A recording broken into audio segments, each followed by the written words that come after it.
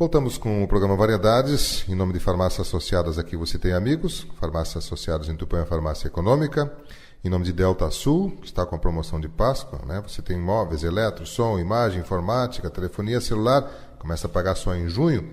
O apoio é de Riedel Máquinas Agrícolas, sua concessionária Stara para Tupanciretã e região, orgulho de ser brasileira. Sexta-feira, né, feriado, dia santo, né? Nós estamos conversando hoje sobre esse dia e sobre o período da Páscoa, com o Rafael de Souza Prestes, seminarista que aqui está representando a Paróquia Mãe de Deus. No bloco anterior ele falou vários aspectos importantes, um pouco do histórico, um pouco da religiosidade também dessa data. Mas, Rafael, no intervalo agora eu comentava contigo, a gente reforçar um pouquinho mais essa parte histórica. Foi realmente numa sexta-feira? O que aconteceu nesse dia, segundo a narrativa da Bíblia e dos estudiosos da Bíblia? Como é que você pode descrever esse dia há 2000 anos atrás? Então, este dia é um dia especial para todos nós, em que nós paramos. E olhando para o contexto de Jesus e os textos narrativos, nós vemos e temos a certeza que realmente era uma sexta-feira. Este dia ele é contado, é calculado a partir da primeira sexta de lua cheia após o equinócio de outono no hemisfério sul, no nosso equinócio, ou no equinócio de primavera no hemisfério norte. Então, podendo contar ali vai variando cada ano de 22 a 25 de março, agora é início de abril. Como que nós chegamos a esse cálculo? Nós precisamos entender a religião judaica, né? A religião judaica ela tem uma organização um pouco diferente que nós adaptamos algumas coisas por ser um pouco a herança, né? Jesus ele faz esse elo porque ele era judeu, mas ele não permanece, ou os que seguem ele não permanecem judeus. Nós somos cristãos, né? Nós não somos judeus, mas nós temos esta herança que vem do judaísmo. Para nós entendermos isso, como que é este cálculo, né? Havia a festa das colheitas. E esta festa das colheitas era marcada, então, pela sua programação no início do ano. E aí nós vemos as colheitas que são realizadas dentro de 40 dias. Como agora, nós estamos no período de colheita, né? Estamos no período da colheita da soja. Havia essas colheitas também no tempo de Jesus diante do povo. E este povo fazia esses 40 dias de colheita. E exatamente a Páscoa cairia depois, ou seja, na primeira sexta-feira de lua cheia, após o equinócio aqui no norte ou no sul, né? Mas após esses 40 dias. Então nós vemos e temos certeza que ali seria vivido esse período de colheitas para depois então viver a Páscoa. E os judeus eles têm o costume de viver a Páscoa no sábado, né? Tem muitas igrejas que são sabatistas, né, que reconhecem o sábado como o dia santo, né, o sábado como aquele que está presente no Antigo Testamento, o sábado como o dia que é o domingo hoje para nós, né, nós celebramos no domingo o dia do Senhor. O sábado ele era então considerado o dia santo, o dia que as pessoas iam até o templo.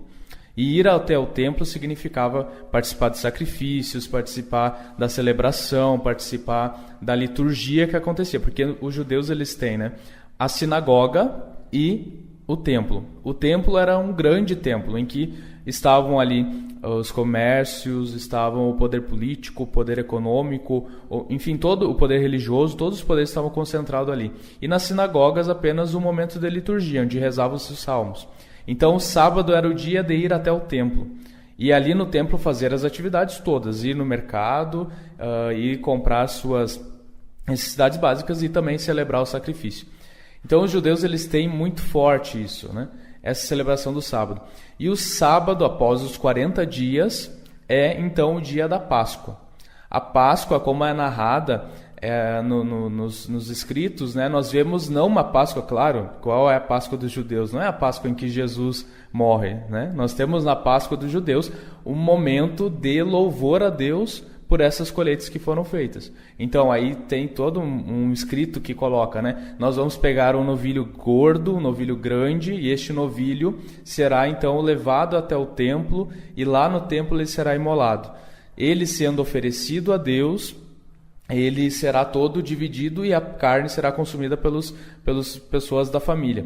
E aqui é interessante, né, que tem um momento na passagem que Jesus, Maria e José vão ao templo também celebrar a Páscoa quando Jesus é pequeno, só que como eles eram pobres, eles não tinham um cordeiro para dar. E aí então eles oferecem um par de pombas rolas, porque eles não tinham dinheiro para poder oferecer algo tão grande, né? Então é interessante que tem todo um contexto por trás disso, né? E por que exatamente, então nós chegamos no sacrifício de Jesus, né?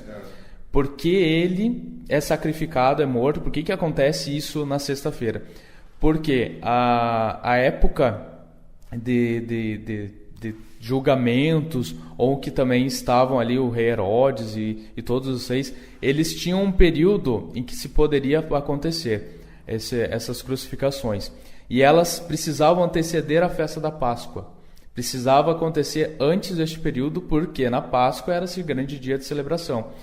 E então os judeus e todas as autoridades, né, elas viam, é preciso que tenha algo, se for acontecer algum julgamento, algo que seja até sexta-feira. E então eles decidiram, e claro, também aí tem providência de Deus, né, para acontecer justamente numa sexta, antecedente à Páscoa, porque depois a Páscoa ela toma um novo sentido. Ela não é mais aquele sentido de que é apenas um cordeiro que nós oferecemos, mas é o próprio Cristo agora que é oferecido como sacrifício. Nenhuma religião mais precisa fazer um sacrifício, porque Jesus se sacrificou na cruz por cada um de nós. Porque Jesus morreu na cruz por cada um de nós. E interessante que, vendo ali entre linhas, a gente percebe, né, que os judeus eles têm essa celebração. O dia ele termina às mais ou menos 6 da tarde, no entardecer do sol, até o outro dia de manhã, essa é a noite, né? Então aí vai até o dia, o dia somente depois das 6 da manhã, às 6 da tarde. Para acontecer as crucificações, elas precisavam ter exatamente este cuidado, né? Acontecer durante o dia, então seja mais ou menos 6, 7 horas da manhã até o final da tarde. E nestes dias nós tínhamos alguns presos. E aí nós vemos Barrabás, que é solto, Barrabás que é pelo povo aclamado. Não, esse pode ser... O povo tinha o direito de escolher um. Né? Isso, tinha o direito de escolher um que pudesse ser livre. Né? E poderia ter sido Jesus, mas não, foi Barrabás que foi solto, e Jesus, então, ele é crucificado porque ele já havia, o movimento de Jesus de Nazaré já havia tomado proporção tão grande que as autoridades temiam que ele pudesse também ser alguém que estaria indo contra as leis do templo, né? O tipo de sacrifício, o tipo de condenação e de sacrifício que Jesus teve, era, digamos assim, era o normal que acontecesse com um cidadão condenado como ele foi? Era. E o interessante, e que talvez nos faz entender a bondade de Deus, é que a crucificação era dada para os piores, aqueles piores ou o mais perverso de todas as pessoas que tivesse, né?